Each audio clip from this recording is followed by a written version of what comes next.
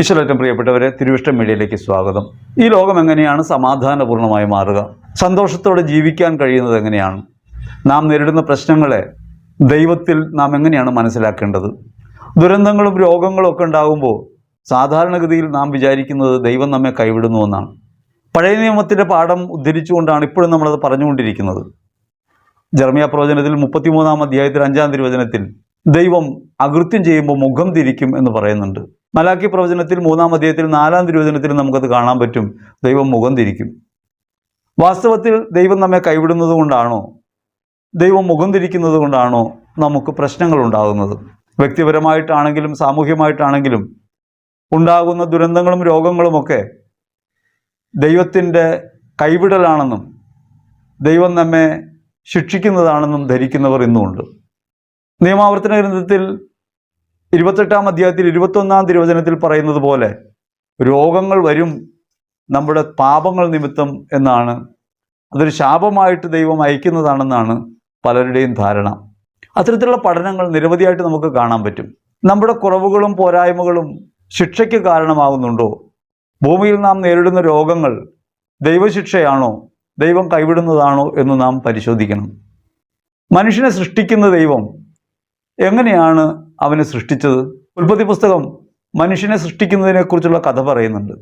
അവിടെ 1-ാം അധ്യായത്തിൽ 26-ഉം 28-ഉം തിരുവചനങ്ങളിൽ മനുഷ്യനെ സൃഷ്ടിച്ച ദൈവം അവൻ ആധിപത്യം നൽകുന്നതായിട്ടാണ് പറയുക. എന്താണ് ആധിപത്യം? സൃഷ്ടിയിലുള്ള പങ്കാളിത്തമാണ്. ദൈവം സൃഷ്ടിച്ചു, നമുക്ക് അവ പുനർനിർമ്മിക്കാൻ കഴിയും. ഭൂമിയിലെ സൃഷ്ടികളെ ഉപയോഗിച്ച് നമുക്ക് രൂപമാറ്റം വരുത്താൻ കഴിയും. പ്രപഞ്ചം നമ്മുടെ കയ്യിലാണ് ദൈവം ഏൽപ്പിച്ചിട്ടുള്ളത്. ദൈവം മാത്രം പ്രവർത്തിക്കാനായിരുന്നെങ്കിൽ മനുഷ്യന് ജീവിതത്തിൽ വിശപ്പ് നൽകേണ്ട കാര്യമില്ല. വിശപ്പില്ലാതെ സൃഷ്ടിച്ചിരുന്നെങ്കിൽ മനുഷ്യൻ അപ്പം അന്വേഷിക്കേണ്ട കാര്യം വരില്ല. ഈ ഭൂമിയിൽ പരിമിതാവസ്ഥകൾ നാം നേരിടുന്നുണ്ട്. പ്രപഞ്ചം നശ്വരമാണ്, പരിമിതികളുള്ളതാണ്. മനുഷ്യന് ദൈവം നൽകിയിട്ടുള്ള ആധിപത്യത്തിൻ്റെ പ്രത്യേകത അവൻ അതിനെ വേണ്ടും വിധം പരിവർത്തിപ്പിക്കാൻ കഴിയും. അതുകൊണ്ടാണ് ഭൂമിയിൽ അധ്വാനം മുഖേന അവൻ പലതും ആർജിച്ചെടുത്തത്. ദൈവം ഭൂമിയിൽ നമുക്ക് തന്നിട്ടുള്ളവയെ നമുക്ക് ഉപഭോഗത്തിന് ഇണങ്ങും വിധം രൂപമാറ്റം വരുത്താനുള്ള ശേഷി ദൈവം നമുക്ക് നൽകിയിട്ടുണ്ട്.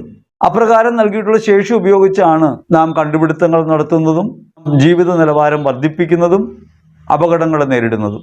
ജീവിതത്തിലുണ്ടാകുന്ന ഒരു ദുരന്തം ദൈവം നമ്മെ ശിക്ഷിക്കാൻ അയക്കുന്നതാണ് എന്ന പഴയ നിയമ വിശ്വാസം ഇപ്പോഴും വെച്ച് പുലർത്തുമ്പോൾ ഒരു വിഭാഗം ചോദിക്കുന്നു, ദൈവത്തിന് ഇതൊന്നും കാണാൻ കണ്ണില്ലേ? പ്രപഞ്ചം നശ്വരമാണ്, അതിൻ്റെ പ്രകൃതം തന്നെ ക്ഷയിച്ചു പോകുന്നതാണ്. ക്ഷയിച്ചു പോകാത്ത ഒരിടത്തേക്ക് എത്തിച്ചേരാൻ ഭൗമിക ജീവിതത്തെ എങ്ങനെ ഉപയോഗിക്കാമെന്നാണ് ക്രിസ്തു നമ്മെ പഠിപ്പിക്കുക. ഈ ലോക ജീവിതം നശ്വരമാണെന്നും ഇവിടെ കുറച്ചു കാലമേ നമുക്ക് വാസമുള്ളെന്നും വിശപ്പും രോഗവും ദുരിതങ്ങളുമൊക്കെ നമുക്കെതിരായിട്ടുണ്ടെന്നും ഈ പരിമിതിയിൽപ്പെടുന്ന കാര്യങ്ങളാണ്.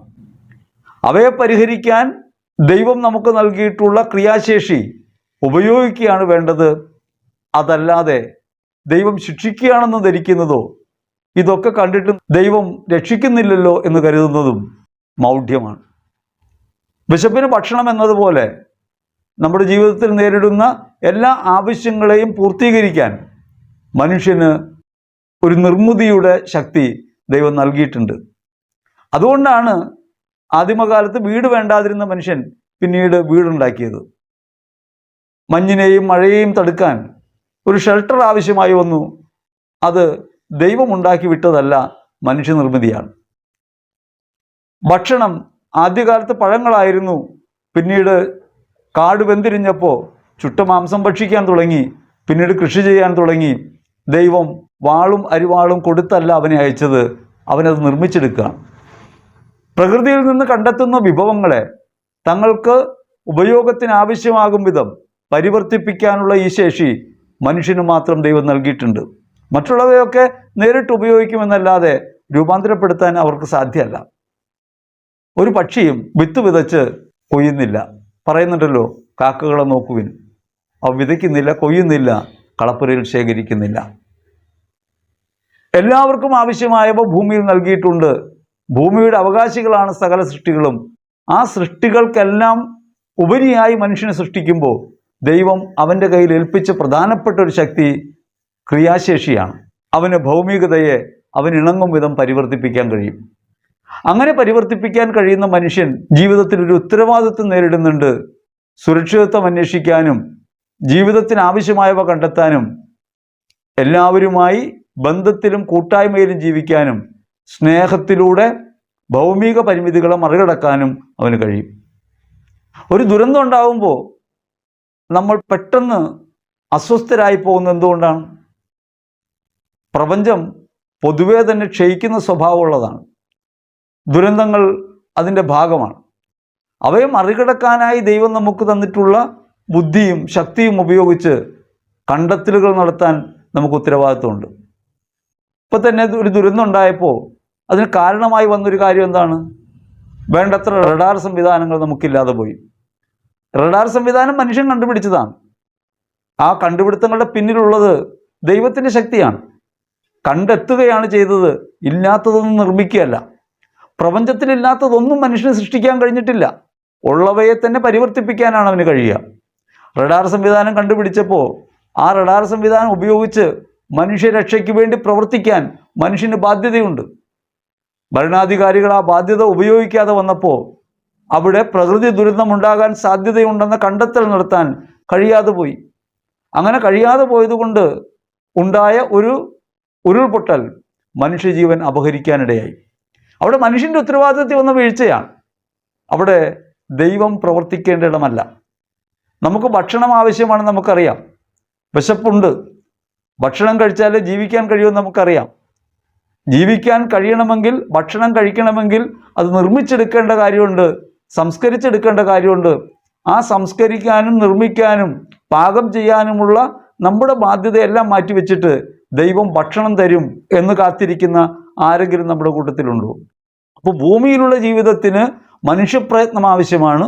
ആ പ്രയത്നത്തിൽ വീഴ്ച ഉണ്ടാകുമ്പോൾ, മനുഷ്യൻ്റെ ഉത്തരവാദിത്തങ്ങൾ നിറവേറ്റാതെ വരുമ്പോൾ തകർച്ചകൾക്ക് കാരണമായിട്ട് മാറും പ്രകൃതി ദുരന്തങ്ങൾ. പ്രകൃതിയുടെ ക്ഷയോന്മുഖത അവനെ വേട്ടയാടും. അത് സ്വാഭാവികതയാണ്. അതിനെക്കുറിച്ച് അത്ഭുതപ്പെടേണ്ടതില്ല, ആശ്ചര്യപ്പെടേണ്ടതില്ല. പ്രിയപ്പെട്ടവരെ, അതുകൊണ്ട് നമുക്കുണ്ടാകുന്ന ഏത് പ്രശ്നവും ദൈവം നമ്മിൽ നിന്ന് മുഖം തിരിക്കുന്നതാണ് എന്ന് പഴയ നിയമം പറയുന്നത് പോലെ അല്ല നമ്മൾ കരുതേണ്ടത്. ദൈവം നമുക്ക് കൃപ നൽകിയിട്ടുണ്ട്, കഴിവ് നൽകിയിട്ടുണ്ട്. അപ്പോൾ വേണ്ടും വിധം ഉപയോഗിച്ച് മാനവരാശിയുടെ രക്ഷയ്ക്കും സൗഖ്യത്തിനും വേണ്ടി ജീവിക്കാൻ നമുക്ക് ഓരോരുത്തർക്കും ഉത്തരവാദിത്വമുണ്ട്. നാം ദൈവത്തിൻ്റെ ഛായയിൽ സൃഷ്ടിക്കപ്പെട്ടവരാണ്, ദൈവത്തിൻ്റെ സാദൃശ്യത്തിൽ സൃഷ്ടിക്കപ്പെട്ടവരാണ്. നമ്മുടെ ഛായയും സാദൃശ്യവും ദൈവമാണെങ്കിൽ ദൈവത്തിൻ്റെ സ്വഭാവത്തിൽ പ്രവർത്തിക്കാൻ നമുക്ക് കഴിയണം. ഒരു മഹാമാരി വരുന്നു. ആ മഹാമാരി വരുന്നതിന് 12 വർഷം മുമ്പ് ഒരു മഹാമാരി വരാൻ ഇടയുണ്ട് എന്ന് ശാസ്ത്രലോകം കണ്ടെത്തി. ശാസ്ത്രം കണ്ടെത്തുകയാണ്, ഇല്ലാത്തതെന്ന് പറയുകയല്ല. മുൻകാലങ്ങളുടെ അനുഭവം വെച്ചും വൈറസുകളുടെ പരിണാമം സംബന്ധിച്ചും കണ്ടെത്തിയ മനുഷ്യൻ പറഞ്ഞ കാര്യമാണ് സാർസ് വൈറസ് രൂപാന്തരപ്പെടാനിടയുണ്ട്, മഹാമാരി വരാനിടയുണ്ട്. അപ്പോൾ മഹാമാരി വരാനിടയുണ്ടെങ്കിൽ അതിന് പ്രതിരോധം തീർക്കേണ്ടത് എങ്ങനെയാണെന്ന് അന്ന് ശാസ്ത്രലോകം പറഞ്ഞു. അത് കേൾക്കാൻ ലോകം തയ്യാറായില്ല. ലോകം തയ്യാറാകാതിരുന്നത് സാമ്പത്തിക ലാഭം നോക്കിയിട്ടാണ്. വരാനിരിക്കുന്ന രോഗത്തെ നേരിടാൻ തങ്ങളുടെ സമ്പത്ത് വിനിയോഗിക്കാൻ മനുഷ്യൻ തയ്യാറാകാതിരുന്നത് കൊണ്ട് ആ രോഗം വന്നപ്പോൾ അതിനെ നേരിടാനായി സമയമെടുക്കേണ്ടി വന്നു. സൃഷ്ടിക്കപ്പെട്ട വസ്തുക്കളെ മനുഷ്യൻ അവന് വേണ്ടി പരിവർത്തിപ്പിക്കണമെന്ന ഉത്തരവാദിത്വം വേണ്ടും വിധം വിനിയോഗിക്കാൻ കഴിയാതെ പോയപ്പോഴാണ് ഒരു മഹാമാരി അനേക ജീവനുകൾ അപഹരിച്ചത്. അതുകൊണ്ട് അതിൻ്റെ ഉത്തരവാദിത്വം ദൈവത്തിനല്ല, നമുക്കാണ്. നമുക്ക് ലഭിച്ചിട്ടുള്ള കഴിവും ശേഷിയും ഉപയോഗിച്ച് നാം നേരിടുന്ന പ്രതിബന്ധങ്ങളെ നാം നേരിട്ടേ മതിയാവൂ, അവയെ പ്രതിരോധിച്ചേ മതിയാവൂ. ജീവൻ്റെ രക്ഷയാണ് പ്രധാനമെന്നും മനുഷ്യനാണ് പ്രധാനമെന്നും കരുതുന്നുവെങ്കിൽ സാമ്പത്തികമായ നേട്ടത്തിനപ്പുറത്ത് മനുഷ്യൻ്റെ ജീവന് ബലകൽപ്പിക്കുന്നവരായി നമ്മൾ മാറുകയാണ് വേണ്ടത്. അപ്പോഴാണ് ദൈവത്തിൻ്റെ സ്വഭാവത്തിലേക്ക് നമുക്ക് വളരാൻ പറ്റുക. ഒരു ദുരന്തത്തിൽ സ്വത്തും ജീവനും ഒക്കെ അപഹരിക്കപ്പെടുമ്പോൾ നമ്മൾ ചോദിക്കുന്നത്, ദൈവം ഇത്ര ക്രൂരനാണോ? ദൈവം എവിടെയായിരുന്നു? നമ്മുടെ ജീവിതത്തിനകത്ത് ദൈവം നൽകിയിട്ടുള്ള കഴിവുകളും ശേഷിയും ഉപയോഗിക്കാൻ മടി കാണിച്ചിട്ട് നമ്മൾ ചോദിക്കുകയാണ്, ദൈവം എന്താണ് രക്ഷിക്കാത്തത്? ദൈവത്തിന് കരുതലില്ലേ? ദൈവത്തെ സംബന്ധിച്ച് മനുഷ്യൻ്റെ ഭൗമിക ജീവിതം മാത്രമല്ല ഉള്ളത്. ദൈവത്തെ സംബന്ധിച്ച് മനുഷ്യൻ പരിമിതമായി നശ്വരമായി ലോകത്ത് ജീവിച്ച് അവസാനിക്കേണ്ടയാളല്ല. അനശ്വരമായ പ്രത്യാശയിലേക്കാണ് വളരേണ്ടത്. ഈ അനശ്വരതയിലേക്ക് ഉതകും വിധം സ്നേഹത്തിൽ വ്യാപരിക്കാനാണ് അവിടുന്ന് പറയുന്നത്. ഈ ലോകത്തെ കാര്യങ്ങൾ സ്നേഹത്തോടെ വീക്ഷിക്കേണ്ടതും ഉത്തരവാദിത്വം നിറവേറ്റേണ്ടതും നമ്മളാണ്. യഥാർത്ഥത്തിൽ ദൈവമാണോ ക്രൂരൻ? നമുക്ക് ലഭിച്ചിട്ടുള്ള അറിവും കഴിവും ഉപയോഗിച്ച് മനുഷ്യരുടെ ജീവൻ രക്ഷിക്കാൻ മനസ്സ് കാണിക്കാത്ത നമ്മളാണോ ക്രൂരത പ്രകടിപ്പിക്കുന്നത്? വാസ്തവത്തിൽ നമ്മുടെ ഉത്തരവാദിത്വമില്ലായ്മയും നമ്മുടെ അനാസ്ഥയും മനുഷ്യരെ ജാതിയുടെയും മതത്തിൻ്റെയും വർണ്ണത്തിൻ്റെയും ലിംഗത്തിൻ്റെയൊക്കെ പേരിൽ വിഭജിച്ചു നിർത്തുകയും സമ്പത്ത് തങ്ങളുടെ ഇഷ്ടങ്ങൾക്കനുസരിച്ച് വിനിയോഗിക്കാൻ മനസ്സ് കാണിക്കുകയും ചെയ്യുന്ന ഭരണാധികാരികൾ, അവരുടെ കെടുകാര്യസ്ഥതയാണ് യഥാർത്ഥത്തിൽ ദുരന്തങ്ങൾക്ക് കാരണമായിട്ട് മാറുന്നത്. ഇപ്പോൾ ഏറ്റവും ഉദാഹരണമായിട്ട് പറയാം, നമ്മുടെ അടുത്തൊരാൾക്ക് വിശക്കുമ്പോൾ ഭക്ഷണം കൊടുക്കേണ്ടത് ദൈവമാണെന്ന് പറഞ്ഞ് ദൈവം അവന് ഭക്ഷണം കൊടുക്കുന്നില്ലല്ലോ, അവനെ പട്ടിണിക്കിട്ടല്ലോ, എന്തു ക്രൂരനാണ് ദൈവമെന്ന് വേറൊരാൾ പറയുകയാണ്. ആ പറയുന്നയാൾ ഭക്ഷണം കഴിക്കുന്നുണ്ട്. ആ ഭക്ഷണം കഴിക്കുന്ന ആളുടെ കയ്യിൽ കൊടുത്ത ഭക്ഷണം ഈ വിശക്കുന്നവന് വേണ്ടി കൊടുക്കാൻ കൂടിയുള്ളതായിരുന്നു. അത് കൊടുക്കാതെ ഉത്തരവാദിത്വം ദൈവത്തിനാണെന്ന് പറഞ്ഞ് തങ്ങളുടെ ഉത്തരവാദിത്വം നിറവേറ്റാതെ പോകുന്ന ഈ മനുഷ്യൻ യഥാർത്ഥത്തിൽ ദൈവവിരുദ്ധമായിട്ടാണ് പ്രവർത്തിക്കുന്നത്. ദൈവത്തെ പ്രതിക്കൂട്ടിലാക്കി ദൈവം ക്രൂരനാണെന്ന് പറയുമ്പോൾ മനുഷ്യജീവിതം എവിടെയാണെങ്കിലും നശ്വരമാണ്. മനുഷ്യൻ്റെ ജീവന് നിലനിൽപ്പില്ല, പ്രകൃതിയിലെ ഒരു വസ്തുവിനും നിലനിൽപ്പില്ല. നശ്വര പ്രകൃതിയെ എന്തിനാണ് നമ്മുടെ കയ്യിൽ ഏൽപ്പിച്ചിട്ടുള്ളത്? അനശ്വരമായ സ്നേഹം കൊണ്ട് അതിനെ പൂർത്തീകരിക്കാനാണ്. അനശ്വരമായ സ്നേഹം കൊണ്ട് മനുഷ്യനോടുള്ള കരുതലുള്ളവരായി ദൈവത്തിൻ്റെ സ്നേഹം നമ്മിലൂടെയാണ് വെളിപ്പെടുത്തേണ്ടത്. നമ്മിലൂടെ വെളിപ്പെടേണ്ട ഉത്തരവാദിത്വം വെളിപ്പെടുത്താതെ ദൈവത്തെ ക്രൂരനാണെന്ന് പറഞ്ഞ് പഴിക്കുമ്പോൾ വാസ്തവത്തിൽ സ്വയം നീതീകരിക്കുകയും അങ്ങനെ തങ്ങൾ ഉത്തരവാദിത്വം നിറവേറ്റാത്തതിനെ ന്യായീകരിക്കുകയാണ് ചെയ്യുന്നത്.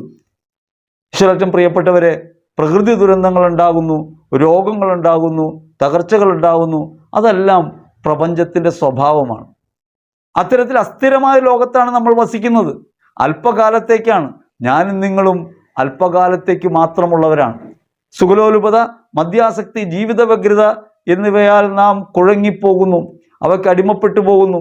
അങ്ങനെ അടിമപ്പെട്ടു പോകുമ്പോൾ ദുരന്തമുണ്ടാകുന്നതും രോഗമുണ്ടാകുന്നതുമൊക്കെ കെണി പോലെ നമ്മുടെ മേൽ വന്ന് പതിക്കും.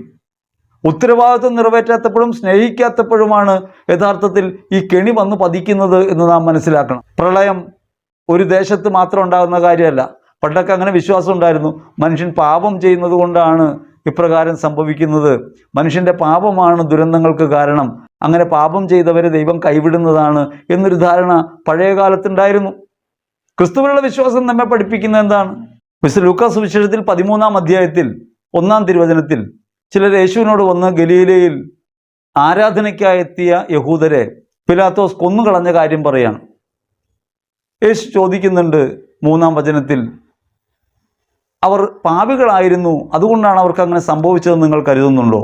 സിലോഹായിൽ ഗോപുരം മറിഞ്ഞു വീണു മരിച്ച ആ 13 പേർ, അവർ നിങ്ങളെക്കാൾ പാപികളായിരുന്നു എന്ന് നിങ്ങൾ ധരിക്കുന്നുണ്ടോ? പശ്ചാത്തപിക്കുന്നില്ലെങ്കിൽ നിങ്ങൾ ഇതുപോലെ നശിക്കും. പശ്ചാത്തപിക്കുന്നില്ലെങ്കിൽ നിങ്ങൾ ഇതുപോലെ നശിക്കുമെന്ന വചനം എടുത്തിട്ടാണ് നമ്മൾ പറയുന്നത് മനുഷ്യൻ്റെ പാപമാണ് കുഴപ്പത്തിന് കാരണം, പശ്ചാത്തപിക്കാത്തതുകൊണ്ടാണ് ഇങ്ങനെ സംഭവിച്ചത്. യേശു പറഞ്ഞതിൻ്റെ അർത്ഥം എന്താണ്? പശ്ചാത്തപിക്കുന്നില്ലെങ്കിൽ ഓർക്കാപ്പുറത്ത് ഇങ്ങനെയൊക്കെ വരാനിടയുണ്ട്. പ്രപഞ്ചത്തിൻ്റെ നശ്വര സ്വഭാവമാണിത്. അതുകൊണ്ട് ഏതു നിമിഷവും നമുക്കേവർക്കും സംഭവിക്കാവുന്ന കാര്യമാണിത്. നമ്മൾ പശ്ചാത്തപിച്ച് നിത്യജീവൻ്റെ നഷ്ടമുണ്ടാകാതിരിക്കാൻ സൂക്ഷിക്കണം. ഇവിടുത്തെ ദുരന്തം മാറാനല്ല, മരണശേഷം നമുക്ക് വരാനിരിക്കുന്ന ഒരു നിത്യജീവനുണ്ട്, നിത്യകാലത്തേക്ക് നമുക്ക് ജീവനുണ്ട്. ആ നിത്യകാലം നഷ്ടമാകാതിരിക്കാൻ സൂക്ഷിക്കണം. അതുകൊണ്ട് വിശുദ്ധ ലൂക്കാസ് സുവിശേഷം 12-ാം അധ്യായം 4-ാം തിരുവചനം പറയും, നിങ്ങളുടെ ശരീരത്തെ കൊല്ലുന്നതിൽ കവിഞ്ഞ് മറ്റൊന്നും ചെയ്യാൻ കഴിവില്ലാത്തവരെ നിങ്ങൾ ഭയപ്പെടേണ്ട. കൊന്നതിന് ശേഷം നിത്യാഗ്നിയിലേക്ക് തള്ളിവിടാൻ കെൽപ്പുള്ളവനെ നിങ്ങൾ ഭയപ്പെടുവിൻ. നിത്യാഗ്നിയിലേക്ക് നിങ്ങളെ തള്ളിവിടാൻ കെൽപ്പുള്ളവനെയാണ് ഭയപ്പെടേണ്ടത്. നിത്യജീവനെ സംബന്ധിച്ചാണ് ഓർമ്മ വേണ്ടത്. നിത്യജീവൻ ഉതകും വിധം ജീവിക്കാൻ കഴിയണം. ഏതു സമയത്തും ഇതൊക്കെ സംഭവിക്കാം. ഒരു ദുരന്തവും നമുക്ക് മുൻകൂട്ടി പ്രവചിക്കാൻ സാധ്യമല്ല. എത്രയൊക്കെ പ്രവചനങ്ങളുണ്ടായാലും സാധാരണഗതിയിൽ ആ പ്രവചനങ്ങളെ മറികടക്കുന്ന രീതിയിൽ ദുരന്തങ്ങളുണ്ടാവും, നാശമുണ്ടാവും. മരണം വരുന്ന നേരം ആർക്കറിയാം? എങ്ങനെയായിരിക്കും അത് സംഭവിക്കുക എന്ന് ആർക്കറിയാം? ഞാനൊരിക്കൽ വണ്ടി ഓടിച്ചുകൊണ്ട് പോകുമ്പോൾ കാസർഗോഡിനടുത്ത് വെച്ച് ഒരു ആക്സിഡൻ്റ് ഉണ്ടായി. ഒരു ആസിഡ് ടാങ്കർ നിയന്ത്രണം വിട്ട് ഞാൻ ഓടിക്കുന്ന വാഹനത്തിലേക്ക് വന്ന് കയറി. ഞാൻ നിർത്തിയിട്ടു. പക്ഷേ ആ വാഹനം വന്ന് കയറി, എനിക്കൊന്നും ചെയ്യാൻ കഴിഞ്ഞില്ല. അങ്ങനെ ആക്സിഡൻ്റ് ഉണ്ടായ സമയത്ത് എൻ്റെ കൂടെ ഉണ്ടായിരുന്ന സുഹൃത്ത് എന്നോട് ചോദിച്ചു, എന്തെങ്കിലും പറ്റിയോ എന്ന് ചോദിച്ചു. ഞാൻ അവനോട് പറഞ്ഞത് ഒരു കാര്യമാണ്, മരണനേരത്ത് ദൈവമേ എന്ന് വിളിക്കാൻ പോലും നേരം കിട്ടില്ല.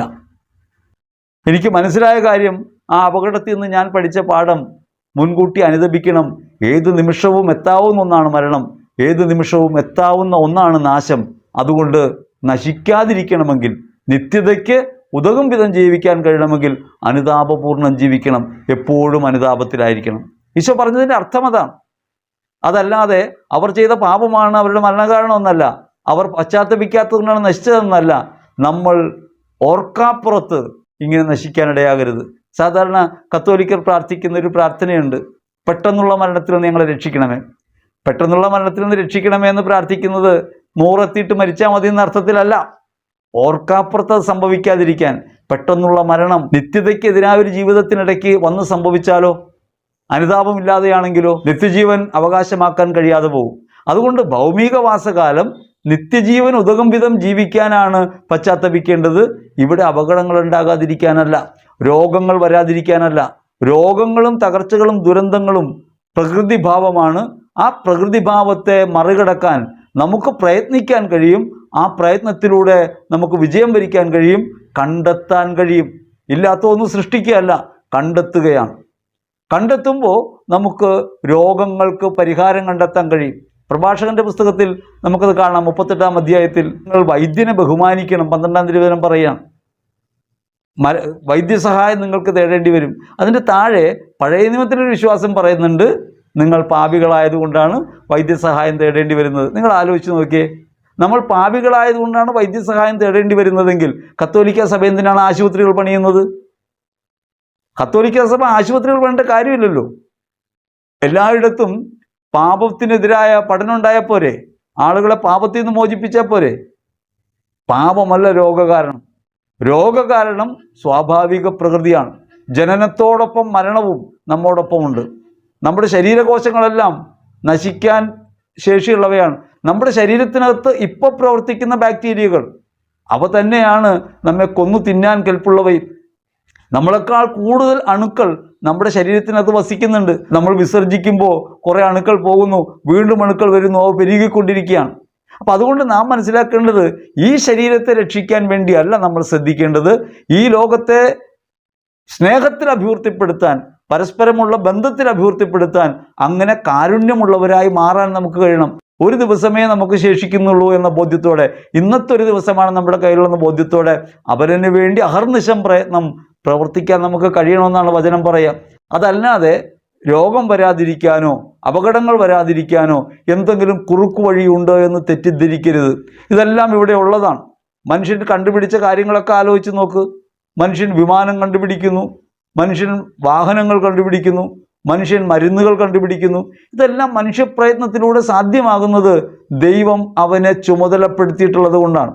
ഇവയെല്ലാം കണ്ടുപിടിക്കുന്നത് അവരന് വേണ്ടിയാണ് എന്ന ബോധ്യത്തോടെയും അവരനെ കരുതാനുള്ള ബാധ്യത നമുക്കുണ്ടെന്നും ദൈവഭാവത്തിൽ ജീവിക്കാൻ, സ്നേഹത്തിൽ അഭിവൃദ്ധിപ്പെടാൻ നമുക്ക് കഴിയേണ്ടതുണ്ടെന്നും കാരുണ്യമുള്ളവരായി നമ്മൾ മാറേണ്ടതുണ്ട് എന്നുമാണ് വചനം ഓർമ്മിപ്പിക്കുന്നത്. അതുകൊണ്ട് നാം മനസ്സിലാക്കണം, ദൈവം ക്രൂരനാണ്, ദൈവമെല്ലാം തട്ടിയെടുക്കുന്നു എന്നല്ല കരുതേണ്ടത്. ഇവിടെയുള്ളതൊന്നും നിലനിൽക്കുന്നവയല്ല. മക്കളായാലും സമ്പത്തായാലും ബന്ധങ്ങളായാലും ഒന്നും ശാശ്വതമല്ല.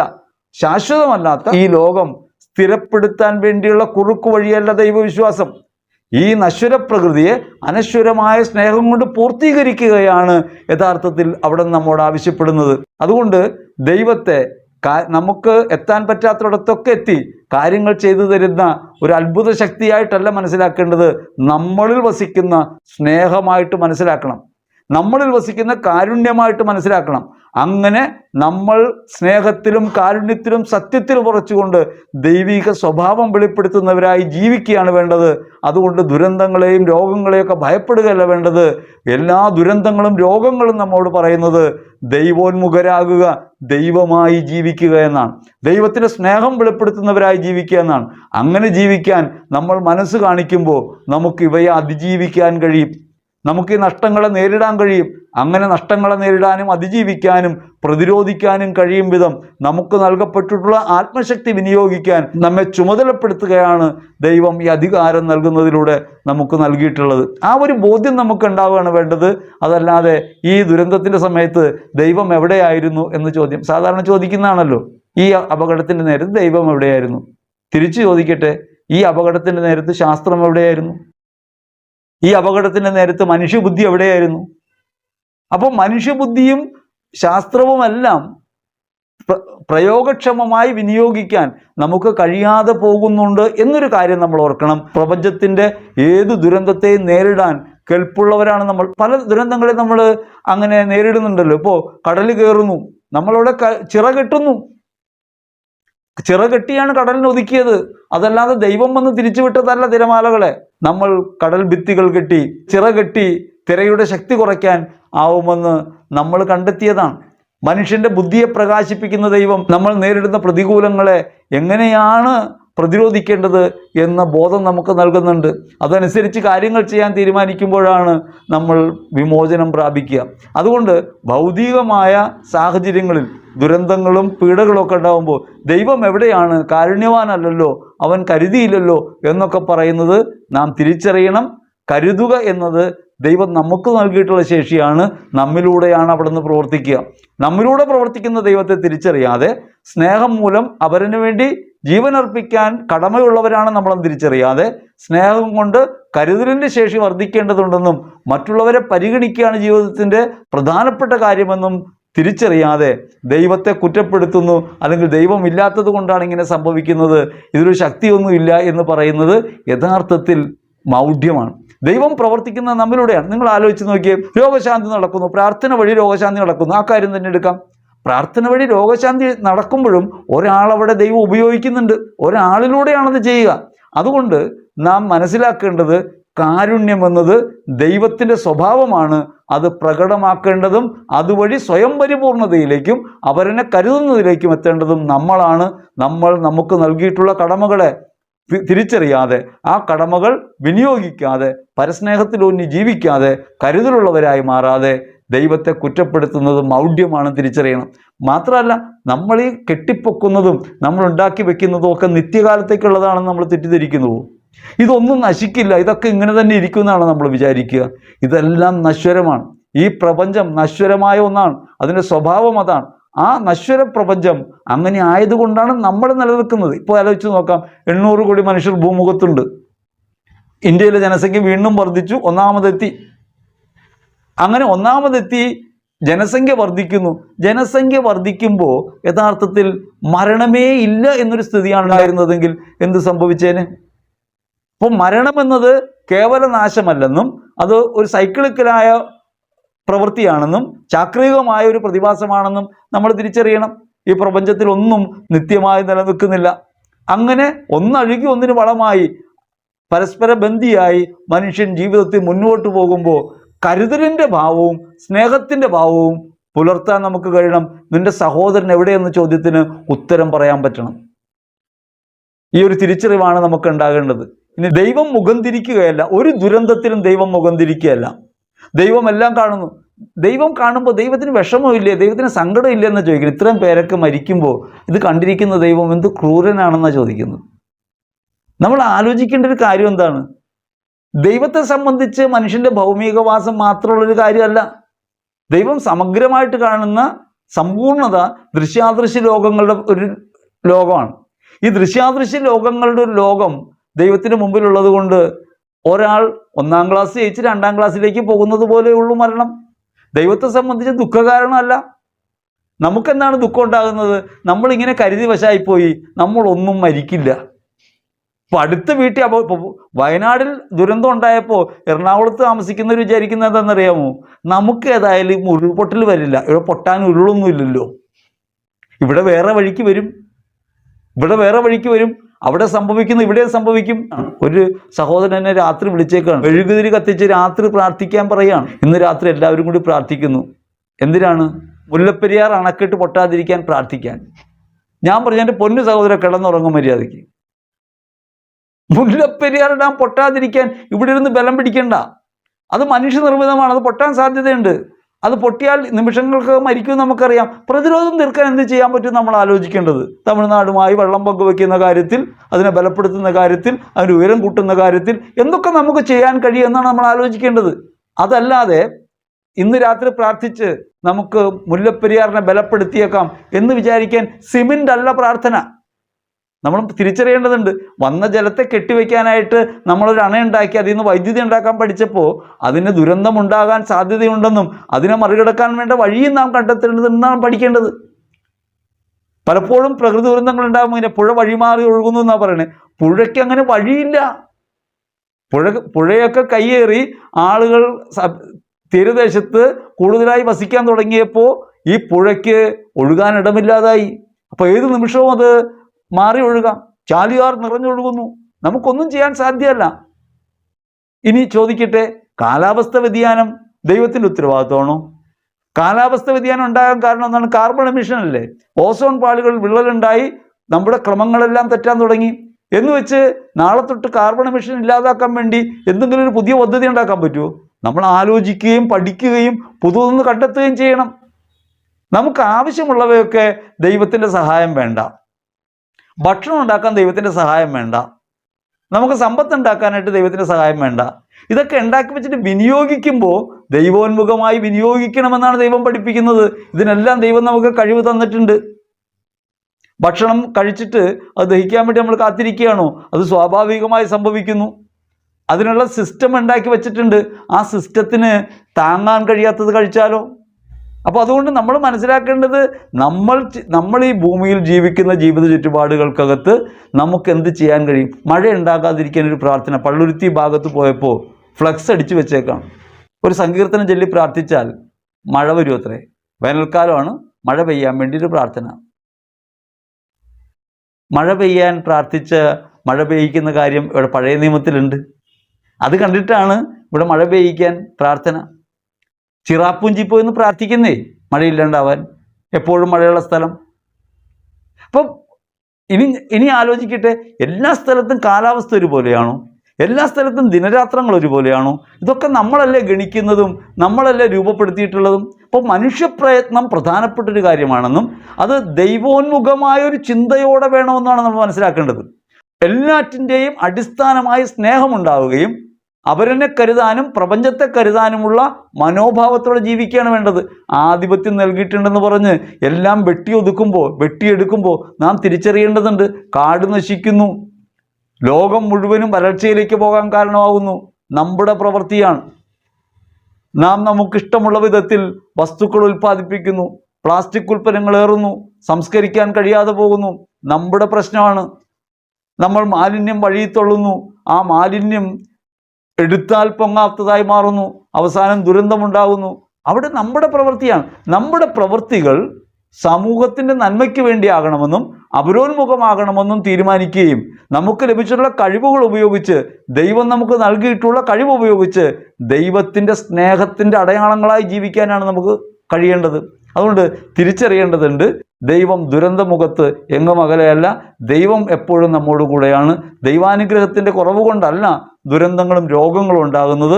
തകർച്ചകളൊന്നും ദൈവം നമ്മുടെ മേൽ അനുവദിക്കുന്ന ശിക്ഷകളല്ല, ഈ ലോകത്തിൻ്റെ പ്രകൃതമാണത്. അതിനെ മറികടക്കുക എന്നതിന് ദൈവം നമുക്ക് നൽകിയുള്ള കഴിവുകൾ ഉപയോഗിക്കാൻ നമുക്ക് കഴിയണം. ഒപ്പം തന്നെ അപരോന്മുഖമായൊരു ജീവിതം ഉണ്ടാകണം, കരുതലിൻ്റെ ജീവിതം ഉണ്ടാകണം.